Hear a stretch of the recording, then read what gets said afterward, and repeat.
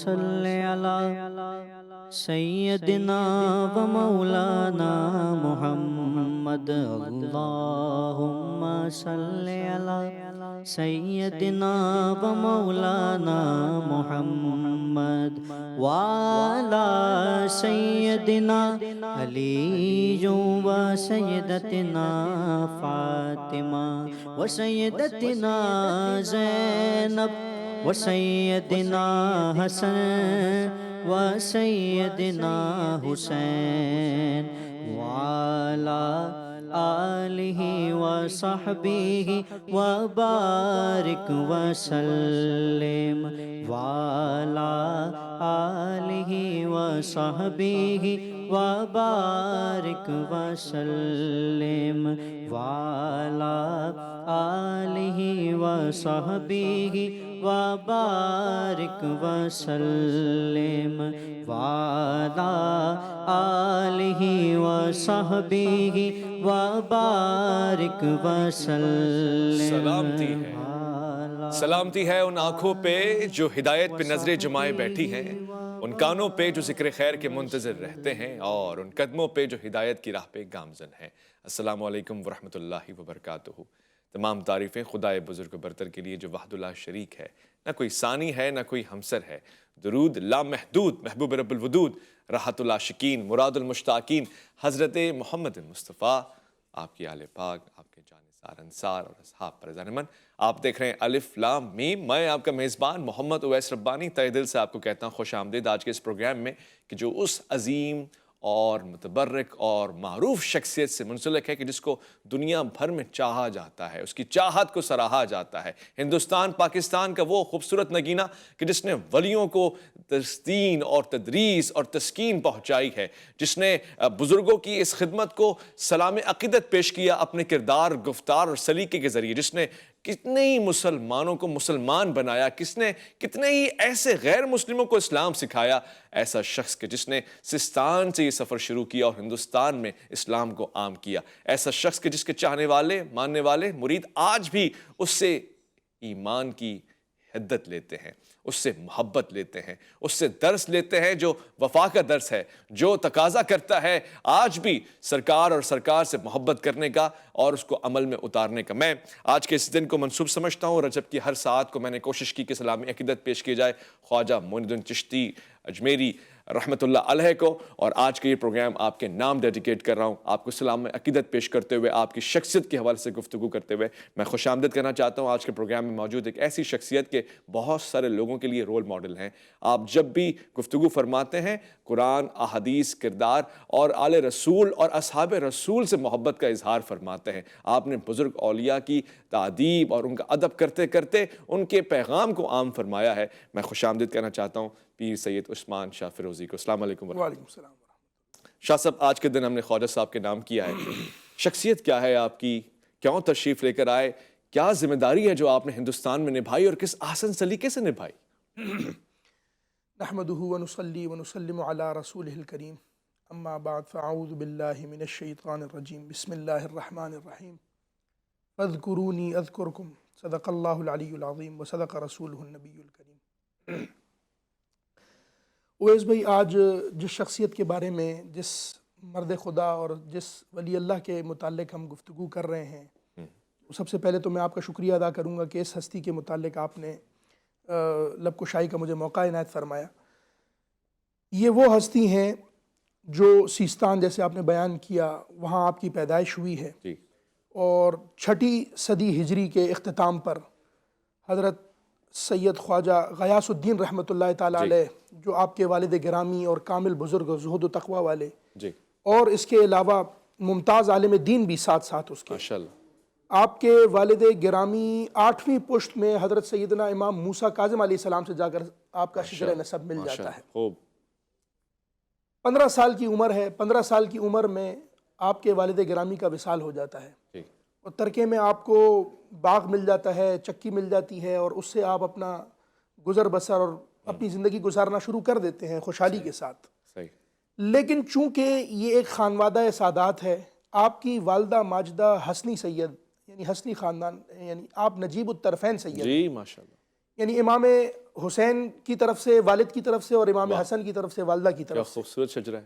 اور یہ شجرہ جا کر تو یہ جب خون ملتا ہے تو ظاہر سی بات ہے دین اور تبلیغ اور ایک مبلغ بننے کی چاہ ویسے ہی دل کے اندر پیدا ہوئی ہوتی ہے خاندانی طور پر.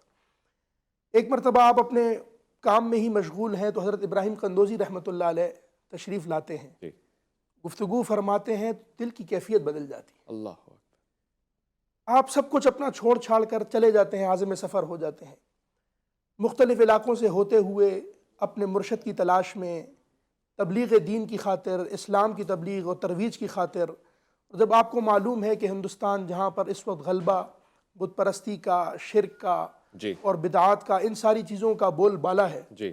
تو آپ پہلے سے ارادہ فرما دیتے ہیں کہ میں نے جانا اجمیر ہے. اچھا. یہ آپ کا پہلے سے ارادہ. اس سفر پہ جانے سے پہلے آپ بہت سارے مراحل سے گزرتے ہیں. یعنی آپ تبریز جاتے ہیں، سمرقند جاتے ہیں، بخارا جاتے ہیں، یعنی یہاں سے ہوتے ہوئے حضرت خواجہ عثمان ہارونی رحمۃ اللہ علیہ جو آپ کے پیر و مرشد ہیں ان سے دست بیعت بھی ہوتے ہیں. جی. اور پھر اس کے بعد آپ کچھ عرصہ قیام فرماتے ہیں لاہور میں، اچھا. جہاں آپ اکثر شعر پڑھتے ہیں، گنج بخش فیض عالم مظہر نور خدا، کیا بات. نا کہ ساراں پیر کامل کامل آرا رہنما. وہاں آپ کی اس وقت چلہ گاہ بھی موجود ہے. داتا صاحب اگر جن جن لوگوں کی حاضری ہوئی ہے انہوں نے وہاں پر دیکھا ہوگا کہ وہاں آپ قیام فرماتے ہیں، فیضیاب ہوتے ہیں. اس کے بعد پھر عازم سفر ہو جاتے ہیں، دلی پہنچتے ہیں، دیکھتے ہیں وہاں پر بھی کفر کا بول بالا ہے. سب سے پہلی اور بنیادی چیز اویس بھائی جو آج کے دور میں بھی سمجھنے کی ہے، ان کے سفر کے اوپر میں آتا ہوں اس پر، لیکن اس ضمن کے اندر ایک بات کرنا، ایک نقطے کی طرف اس موقع سے فائدہ اٹھا کر میں ایک طرف نشاندہی کرنا چاہتا ہوں. ہم حضرت خواجہ خواجگان حضرت خواجہ معین الدین چشتی اجمیری رحمۃ اللہ علیہ، جن کو دنیا سلطان الہند کے نام سے جانتی ہے، ان کی شخصیت کے ہر پہلو پر غور کریں، لیکن جو مجھے ان کی شخصیت کا سب سے بڑا پہلو لگتا ہے وہ میں سمجھتا ہوں کہ ان سے بڑا بہترین مبلغ میں نے نہیں دیکھا. سبحان اللہ، جو تبلیغ دین آپ نے کی ہے. آپ اس نقطے پر غور کریں کہ آج کے دور میں سوشل میڈیا ہے، ذرائع ابلاغ ہیں، مین اسٹریم میڈیا ہے. صحیح فرما رہے ہیں. ہمارے آج کے دور میں مبلغین زیادہ ہیں لیکن اسلام کم پھیل رہا ہے. پہلے مبلغین کم تھے اور اسلام زیادہ پھیل رہا تھا، اور بڑا پختہ اسلام پھیل رہا تھا. یعنی آپ اگر یہ بڑا ایک لطیف نقطہ ہے. دیکھیں اس وقت اگر اسلام پھیل رہا ہے تو وہ ریسرچ کی بنیاد پر پھیل رہا ہے. کفار ہیں یا غیر مسلم ہیں وہ اس چیز پر غور کر رہے ہیں کہ یار یہ قرآن کیا ہے، کتاب کیا ہے. اگر کوئی خدا نخواستہ آپ اکثر سنتے رہتے ہیں کہ بے حرمتی ہوتی ہے، قرآن کریم کی بے حرمتی ہوتی ہے یا حضور علیہ السلام کی ہوتی ہے، تو ان کا ایک مائنڈ ہے، وہ ریسرچ کرتے ہیں. وہ جب قرآن کریم کھولتے ہیں اور حضور علیہ السلام کی زندگی پڑھتے ہیں تو اسلام کی اپنی ایک پاور ہے، طاقت ہے کہ وہ متاثر ہو جاتے ہیں. ایسا ہی ہے. یعنی اس میں یہ سمجھتا ہوں کہ ہمارے مبلغین کا کردار اس وقت کم ہے. صحیح. پرانے زمانے، اس کی وجہ بنیادی کیا ہے؟ بنیادی وجہ یہ ہے کہ حضرت داتا صاحب حضرت خواجہ معین الدین چشتی اجمیری رحمۃ اللہ علیہ، یہ دیگر جتنے بزرگان دین آپ گزرے ہیں جنہوں نے تبلیغ دین کا کام کیا ہے، انہوں نے اپنا مبلغ ہونا بعد میں لوگوں کو ظاہر کیا ہے، پہلے اپنا کردار پیش کیا. وہی واہ، جیسے کہ سرکار کا طریقہ کار ہے. سبحان اللہ. یہ یعنی حضور علیہ السلام نے، آپ جب کسی کو اسلام پریزنٹ کرتے ہیں تو آپ کو دو چیزیں پیش کرنی ہیں. ایک آپ نے ان کو دین اسلام پیش کرنا ہے اور ایک اپنا نبی، یعنی سیرت طیبہ حضور علیہ السلام کی وہ پیش کرنی ہے. سبحان اللہ. اب آپ آج کے اگر ہم دیکھیں، میں اپنی مثال خود دیتا ہوں، ہم اپنی مثال دیتے ہیں کہ ہم ٹریول کرتے ہیں دنیا بھر میں، جاتے ہیں دنیا بھر میں، جا کر اس وقت ہم اسلام کے ایمبیسڈر ہوتے ہیں. ہم اگر ان کو اپنے دین کا کوئی پیغام دیں تو ہم سے کہتے ہیں یار آپ کی معاشرت کیا ہے، آپ اپنے معاشرے میں کیسے ہیں، آپ کاروبار کرتے ہیں ہم سے، اکثر ہم ایکسپورٹ کرتے ہیں، لین دین کرتے ہیں. ہمارا ارادہ کیا ہوتا ہے کہ یار کنٹینر میں مال بھرنا ہے، شروع کے پیلٹس ہیں ان کے اندر آپ اچھا مال ڈال دو، پیچھے خراب ڈال دو. ایسا ہی ہے. آپ یہ نہیں دیکھ رہے کہ یار میرا نفع زیادہ ہو رہا ہے، آپ یہ دیکھیں کہ آپ اسلام کے ایمبیسڈر ہیں اگلے. کیا بات ہے.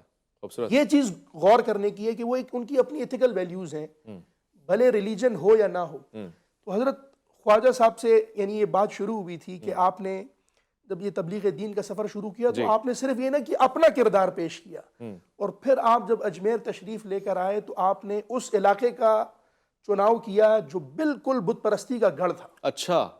یہ انا ساگر کے نام سے وہ علاقہ جو اجمیر کے اندر بت خانوں کا گڑھ ہوا کرتا تھا. اچھا. یعنی سب سے زیادہ وہاں پر بت خانے، بت پرستی اور یہ آتش پرستی بھی وہاں ہوا کرتی تھی، کیونکہ ایران کے فارسی بھی وہاں پر موجود تھے. جی. وہاں آپ نے قیام فرمایا، وہاں خانقاہ قائم کی اور وہاں آپ نے تبلیغ دین کا. اور آج دیکھیے بالکل رونق ہی الگ ہے، بدل دیا اس کو، اور ایسے دیگر لوگ وہاں جاتے ہیں آپ کو سلام عقیدت پیش کرنے کے لیے. ایک مختصر سا وقفہ لے کر لوٹ کر آؤں گا، ایک خوبصورت سا کلام بھی پیش کروں گا. شاہ صاحب سے بات ہو رہی ہے اور کس بڑے مقام پہ ہو رہی ہے. خواجہ غریب نواز کو غریب نواز کیوں کہتے ہیں یہ بھی پوچھیں گے. لوٹ کر آئیں گے. الف لام میم میں آپ کا انتظار ہے.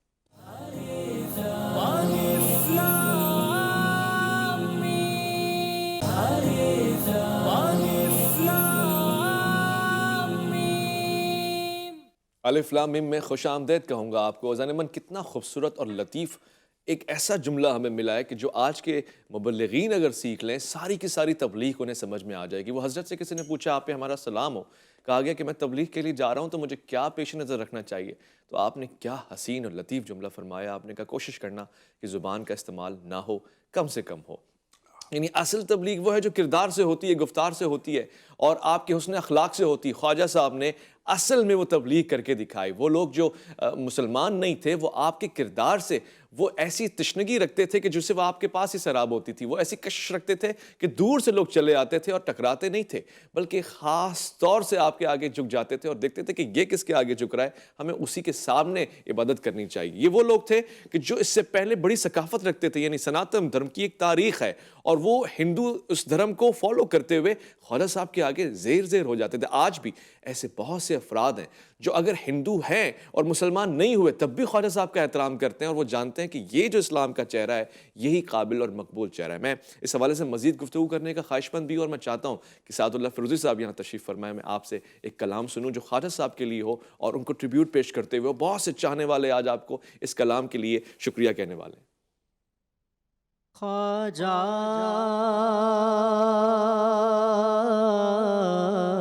خواجہ خواجہ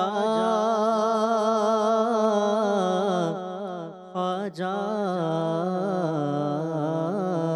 تیرا نام خواجہ معین الدین، تیرا نام خواجہ معین الدین، تو رسول پاک کی آل ہے، تو رسول پاک کی آل ہے. تیرا نام خواجہ معین الدین، تیرا نام خواجہ معین الدین، تیرا نام خواجہ معین الدین، تو رسول پاک کی آل ہے، تو رسول پاک کی آل ہے. تیری شان خواجہ خواجگاہ، تیری شان خواجہ خواجگاہ، تیری شان خواجہ خواجگاہ. تجھے بے کسوں کا خیال ہے، تجھے بے کسوں کا خیال ہے. میرا بگڑا وقت سوار دو، میرا بگڑا وقت سوار دو، میرے خواجہ مجھ کو نواز دو، میرے خواجہ مجھ کو نواز دو. تیری ایک نگاہ کی بات ہے، تیری ایک نگاہ کی بات ہے، میری زندگی کا سوال ہے، میری زندگی کا سوال ہے. اور میرا خواجہ عطائے رسول ہے، میرا خواجہ، میرا خواجہ، میرا خواجہ ہند کا راجہ، میرا خواجہ عطائے رسول ہے. وہ بہار چیست کا پھول ہے، وہ بہار گلشن فاطمہ، وہ بہار گلشن فاطمہ، وہ بہار گلشن فاطمہ. چمن علی کا نہال ہے، چمن علی کا نہال ہے. میرا خواجہ، میرا خواجہ میرا خواجہ میرا خواجہ تائے رسول ہے وہ بہار چشت کا پھول ہے وہ بہار گلشن فاطمہ چمن علی کا نہال ہے چمن علی کا نہال ہے تیرا نام خواجہ معین الدین تیرا نام خواجہ معین الدین تو رسول پاک کی آل ہے تو رسول پاک کی آل ہے رسول پاک صلی اللہ علیہ وآلہ وسلم کی آل ہے، اور اس آل پہ ہی تو سارا سوال ہے، اسی پہ تو محبت کا اظہار ہے، اور اسی آل کو تو وہ کمال حاصل ہے کہ جن سے جو جڑ جاتا ہے وہ اس دروازے پہ آ جاتا ہے جو شہر علم کے بالکل ساتھ ہے، یعنی وہی تو دروازہ ہے، اس کے سوا کون ہے۔ میں یہاں سے ایک جملہ اور ظاہر جواب لینا چاہتا ہوں شاہ صاحب سے۔ میں نے یہ دیکھا ہے، بہت عام بات ہے، یہ خاصا نہیں ہے، ہر بڑے ولی اللہ کو اس در سے محبت اور نسبت حاصل ہوتی ہے، شاید یہی بات اس کو وہ بڑا مقام دیتی ہے، مگر خواجہ صاحب کا ایک خاص عقیدت کا رشتہ ہے آل پاک رسول سے، پنجتن پاک سے، جناب سیدنا امام حسین علی مقام سے، وہ رشتہ اتنا مضبوط کیسے ہے؟ اصل میں یہ بڑی خاص بات ہے۔ آپ جتنے بھی سلاسل طریقہ ہائے جتنے بھی ہیں، آپ ان کو اٹھا کر دیکھیں تو وہ سارے حضرت مولا علی کرم اللہ وجہہ الکریم سے جا کر ملتے ہیں۔ بے شک۔ سلسلہ عالیہ نقشبندیہ بھی حضرت سیدنا ابوبکر صدیق رضی اللہ تعالیٰ عنہ سے ایک اعلیٰ حضرت فاضل بریلوی رحمۃ اللہ علیہ نے سلسلہ عالیہ نقشبندیہ علویہ لکھا ہے، اچھا، جو حضرت مولا علی کرم اللہ وجہہ الکریم تک حضور تک جاتا ہے۔ سبحان اللہ۔ آپ یہ سمجھیے کہ جتنے بھی سلاسل ہیں وہ یعنی جو باب علم ہے اس تک پہنچ جاتے ہیں۔ واہ۔ حضرت خواجہ صاحب کی ایک خاص نسبت اس وجہ سے ہے، آپ یہ نوٹ کریں کہ ایک مقام پر یہ بھی میں نے پڑھا کہ آپ جب کسی کو اپنے حلقہ ارادت میں شامل فرماتے تو بیعت کرنے سے پہلے آپ فرماتے جاؤ پہلے 500 مرتبہ یا علی ہو یا علی کا ورد کرو، حق، سبحان اللہ۔ پھر اس کے بعد آپ فرماتے کہ جو تسبیحات نماز کے بعد ہوتی ہیں اس میں آپ 10 مرتبہ یہ تسبیح بھی عنایت فرماتے کہ یا علی ہو یا علی یا علی ہو یا علی۔ یہ خواجہ صاحب اپنے بیعت کرنے والے کو فرمایا، بیعت کرنے والے کو یہ ذکر عنایت فرمایا کرتے اللہ تھے۔ اکبر۔ اس کی بنیادی وجہ اب شاہ است حسین، بادشاہ است حسین، یعنی آپ جو سلسلہ دیکھیں گے وہ سلسلہ جا کر جڑتا اس وجہ سے ہے کہ اگر وہاں سے فیض نہ رواں ہو، ایک بنیادی چیز اور بھی ہے، جی، ایک تو آپ اولاد بھی ہیں، سادات ہیں، بالکل ظاہر سی بات ہے سادات ہیں، اس کے بعد اس خاندان کے اندر آپ اویس بھائی یوں کہہ لیجئے کہ ہر خاندان کے اندر اللہ تعالیٰ نے ایک ملکہ رکھا ہوتا ہے۔ جی، ایسا ہی ہے۔ ان میں یہ خاصیت خصوصیت یہ رکھی ہوئی ہوتی ہے کہ تبلیغ دین کو ان کے موقع کی مناسبت سے زیادہ تر اولیاء کرام کو آپ دیکھیں تو ان حالات کے حساب سے مولڈ ہو جاتے ہیں۔ مثال طور پر حضرت خواجہ خواجگان، جی، آپ حسنین کریمین کی اولاد ہیں۔ جی۔ اب امام حسن امام حسین کا ایک چھوٹا سا قصہ بتا کر ان سے جوڑتا ہوں میں خواجہ صاحب۔ ایک شخص ہیں، وہ آتے ہیں نئے نئے مسلمان ہوئے ہیں، آپ تھوڑے سے بڑی عمر کے ہیں، وہ آتے ہیں وضو کرتے ہیں، ان کو وضو کرنا نہیں آتا، بزرگ ہیں۔ جی، اب دیکھیں آپ کا اور میرا سمجھانے کا طریقہ کیسا ہوتا ہے، میرا سمجھانے کا، ہم فوراً ٹوکتے ہیں، ڈانٹتے ہیں۔ جی، جی، جی، امام علی مقام دیکھ رہے ہیں، امام حسن اور امام حسین آپس میں ڈسکس کر رہے ہیں کہ دیکھیں یہ بزرگوں کو وضو کرنا نہیں آتا ہے، جی، تو فوراً جاتے ہیں ان کے پاس اور کہتے ہیں کہ بزرگوں آپ ذرا ہمیں دیکھیں، واہ، ہم دونوں بھائی وضو کرتے ہیں، بتائیں ہم میں سے زیادہ اچھا وضو کون کرتا ہے۔ خوب۔ وہ بزرگ دیکھنے لگ جاتے ہیں اور دونوں شہزادے جو ہے وضو فرماتے ہیں بہترین قسم کا، اور وہ بزرگ ان کی طرف دیکھ رہے ہوتے ہیں اور کہتے ہیں قربان جائیں، مجھے وضو بھی سکھا دیا اور میری عزت نفس بھی مجروح نہیں ہو رہی۔ کیا کمال طریقہ، احسن، ماشاءاللہ۔ کتنا خوبصورت طریقہ ہے۔ خواجہ صاحب نے جب یہ دیکھا کہ یار یہ یہاں بھجن گاتے ہیں، ان کے گیت اور مرثی یہ ساری چیزیں ان کے یہاں ہوتی ہیں، جی، جی، پہلی مرتبہ سما کا آغاز جو آپ نے کیا وہ یہ نہیں دیکھا کہ یار پہلی ہی باری میں ان کی داڑھی پوری کر دوں میں، پہلی ہی باری میں ان کا جبہ پہنا دوں، قبہ پہنا دوں، ان کو دستار پہنا دوں، نہیں، واہ، ان کو پہلے اپنے قریب کرنا۔ واہ، واہ، واہ، یہ پسند کرتے ہو، آؤ یہ لو، یہ سنو۔ بھائی واہ، آپ نے اپنا وہی عارفانہ کلام، وہی قرآن کریم کا جو اخذ ہے، ہاں، وہی قرآن کریم کی جو ماخذ سے جو چیزیں ہیں، جو صوفیاء کرام کا جو دین ہے اور درس ہے، جی، اب یہ دیکھیں کہ امام علی مقام امام حسن اور امام حسین کی جو لڑی سے وہ آ رہا ہے خون میں، جی، تو تبلیغ دین کا یعنی آپ یہ سمجھیں ابلاغ کا طریقہ جو ہے بھائی واہ، کتنا احسن ابلاغ کا طریقہ ہے کہ پیغام تو پہنچانا ہے، کسی کی عزت نفس مجروح نہیں کرنی ہے، آپ آ رہے ہو سنو تو صحیح. صحیح. آج ہمارے یہاں کیا کہا جاتا ہے کہ ملنا چھوڑ دو, جی سلام دعا نہ کرو, جی, ان کے ہاتھ نہ, ارے قطع تعلق کر لو, قطع تعلق کر دو. اگر آپ قطع تعلق کر دیں گے, ملیں گے نہیں, جلیں گے نہیں, تو آپ اپنا پیغام کیسے پہنچائیں گے؟ ایسے ہی ہے. یعنی انا ساگر کے اجمیر کے سب سے بڑے پنڈت کے ساتھ آپ نے مناظرہ کیا. آپ جب تبلیغ دین کے لیے ہوئے تو لوگ آتے, لیکن پہلے متاثر ہوئے آپ کے اخلاق سے.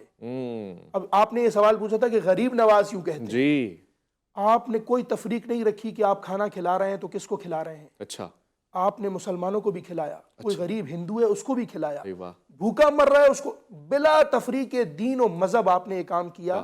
لوگوں نے دیکھا یار یہ عجیب قسم کا آدمی ہے, نہ دین پوچھتا ہے نہ مذہب پوچھتا ہے, کھانا کھلا رہا ہے. یہ غریب نوازی ہے آپ. کیا بات, یہی اسلام ہے. یہی اسلام. میرے آقا نے یہی تو سنت قائم کی ہے. حضرت ابراہیم علیہ السلام کو خدا یہی بتا رہا ہے کہ دیکھو میں اس کو 70 سال سے کھلا رہا ہوں, تم نے کھانا نہیں روکنا. کیا خوبصورت بات آپ نے کی ہے کہ میں کھلا رہا ہوں, میرا منکر ہے, میرا انکار کر رہا ہے, کافر ہے, لیکن میں کھانا دے رہا ہوں, تو تم یہ یعنی سنت اللہ ہے نہیں, یہ اللہ تبارک و تعالیٰ کی سنت ہے کہ اس کو اس طریقے سے چلو. آپ نے کیا غریب پروری کی کہ ان کو کرنا. پھر جب وہ آیا اور بحث مباحثہ مناظرہ, وہ بڑے لمبے قصے کہ آپ نے فرمایا کہ جاؤ اپنے بت کو کہو کہ یہ کھائے, جو آگے تم اس کے کھانا رکھتے ہو, اور پھر اس کے بعد تقسیم کر کے کھاتے ہو, تو جاؤ اس کو کھلاؤ.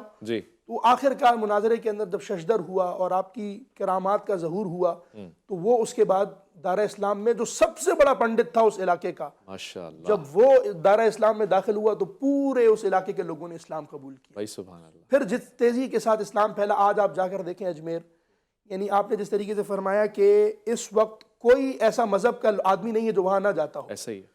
یعنی ہندو بھی جائیں گے, سکھ بھی ملیں گے, بڑے عیسائی بڑے بھی ملیں گے, اسٹار پولیٹیشنز, شعبہ جات سے تعلق رکھنے والے لوگ وہاں جا کے سلام پیش کرتے ہیں اور ان سے متاثر ہیں, لوگ کوٹ کرتے ہیں ان کو. اور آج بھی میں شاہ صاحب کی اس بات سے اتفاق کرتا ہوں, آج بھی ایسے لوگ موجود ہیں جو کہتے ہیں جی رک جاؤ, ان سے نہ ملو, کاٹ دو, کافر ہے, نکال دو, تکفیر کے فتوے دے رہے ہوتے ہیں.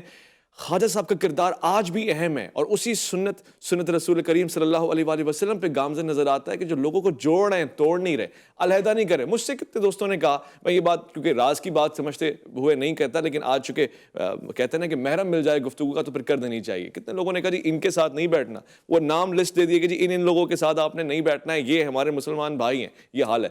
تو میں نے بھی ان کو جواب میں کہا ان میں سارے تو سید و سادات ہیں, اکثر واقعی آپ سے کہہ رہے ہیں ان کے ساتھ نہیں بیٹھنا ہے, ان کے قدموں میں بیٹھنا ہے, اور یہی ہماری جگہ ہے, یہی ہماری اوقات ہے. جو ان کا ہے ہم ان کے ہیں. میں ایک مختصر وقفے کی طرف جا رہا ہوں, لوٹ کر آؤں گا. الف لام میم میں آپ کا انتظار ہے.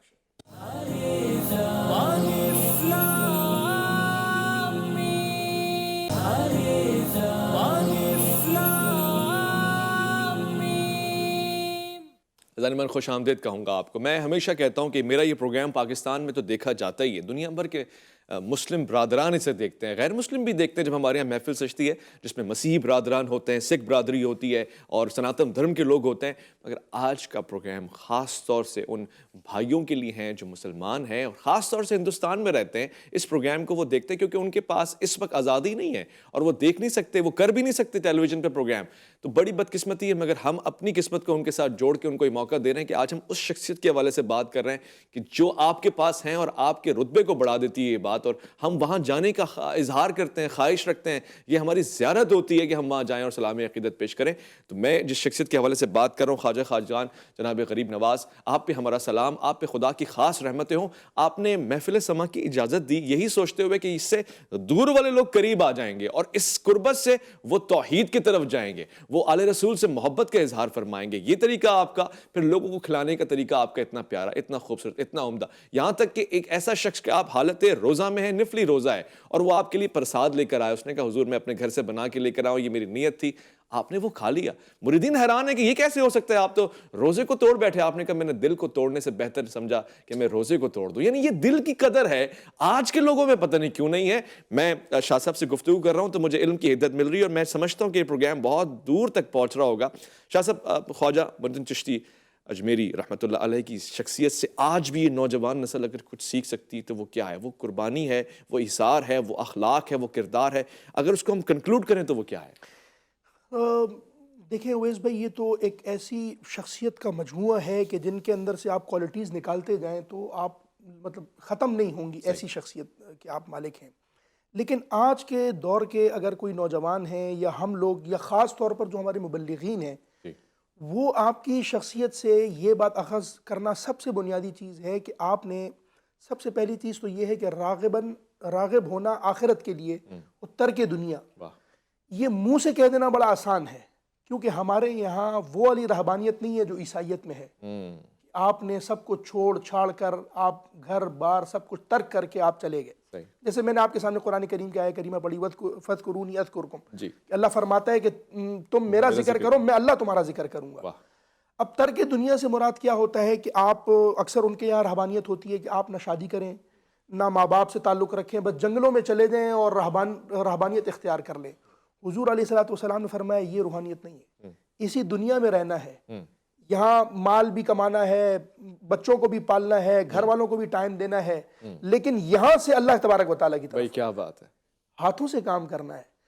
یہ جو رجوع اللہ کی جو تحریک ہے جو حضرت خواجہ صاحب نے شروع کی ہے، آج کی انسپریشن جو ہم لوگوں کو، ہماری خاص طور پر میں مبلغین کو کہتا ہوں، وہ یہ ہے کہ کتنی بنیادی بات آپ نے ارشاد فرمائی کہ اس ہندو نے آ کر اگر آپ کو کہا، آپ نے یہ دیکھا کہ یار کہیں میں اس کے دل کو خراب نہ کر دوں، دل نہ توڑ دوں، یہ دور نہ ہو جائے ہم سے.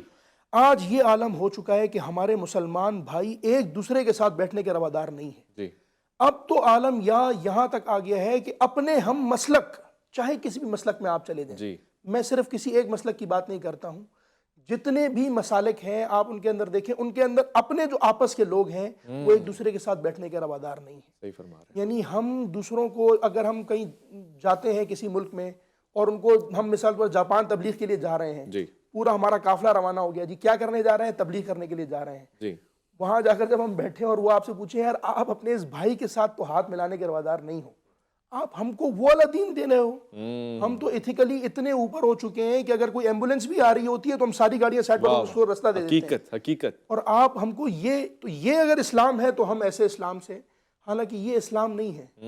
آج کے مسلمانوں کا جو ہمارا یہ حال ہو چکا ہے، ہم اس وقت ایمبیسڈر ہیں پوری دنیا کے سامنے اسلام کے، اسی لیے پوری دنیا کے اندر اسلام بدنام بھی ہے اور خراب بھی ہوا ہے. صحیح کہہ رہے ہیں، اور اس میں ہماری ذمہ داری ہے. ہماری ذمہ آپ نے کیا اہم ترین بات کی کہ اس دور میں حضرت سیدنا امام حسین علیہ السلام فرما رہے تھے ایسے اسلام کو دور سے سلام ہے جو تمہارا بنایا ہوا ہے اور تم نے اس کا چہرہ بگاڑ دیا. جناب سیدنا امام حسین کی بات آئی تو مجھے شاہ صاحب کا وہ شعر یاد آیا، اور میں چاہتا ہوں کہ اب جو کلام پیش کیا گیا تھا یقیناً وہ تو سلامی عقیدت تھا جناب خواجہ محمد بن چشتی اجمیری رحمۃ اللہ علیہ کو، مگر یہ وہ کلام ہو سکتا ہے کہ جو ان کو تحفہ بن پیش کیا جائے، جو ان کی خواہش بھی ہو، کیونکہ آپ تو سلامی عقیدت پیش کرتے رہے حضرت امیر المومنین حضرت علی کرم اللہ وجہہ کو، اور آپ سے محبت خاص رکھتے ہیں. آپ نے فرمایا تھا نا کہ شاہ است حسین، بادشاہ است حسین، دین است حسین، دین پناہ است حسین، سردار ندار دست در یس یزید، حقا کے بنا لا الہ است حسین. میں سعد اللہ فروزی سے درخواست کروں گا، میں یہاں سے اختتام کروں گا اور کلام کا آغاز ہو جائے گا. آپ اپنا خیال رکھیں گے، اپنے سے بڑھ کے خیال رکھیں گے ملک پاکستان کا، اللہ کے فرمان کا، ساتھ کی آواز میں منقبت جناب حضرت علی کرم اللہ وجہہ کے لیے. بہت ہی پیارے پیر بھائی برہان الدین فیروزی صاحب کا لکھا ہوا کلام مولا علی کی بارگاہ میں لکھا، میں پیش کر دیتا ہوں. حبیب رب تو عالم کے پروردگار علی مولا، حبیب رب تو عالم کے پروردگار علی مولا، نگہبان ولائے مصطفیٰ تنہا علی مولا، نگہبان ولائے مصطفیٰ تنہا علی مولا. انہی کے ساتھ حق ہے، حق نشان وہ ہے، یہی حق ہے. انہی کے ساتھ حق ہے، حق نشان وہ ہے، یہی حق ہے. میرا مذہب، میرا مسلک، میرا نعرہ علی مولا، میرا میرا مذہب میرا مسلک میرا نعرہ علی مولا. اور خدا کے گھر میں آیا تھا خدا کے گھر سے ہی لوٹا. خدا کے گھر میں آیا تھا خدا کے گھر سے ہی لوٹا. نبی کا لاڈلا وہ بندہ یکتا علی مولا. نبی کا لاڈلا وہ بندہ یکتا علی مولا. حبیب رب دو عالم کے پروردگار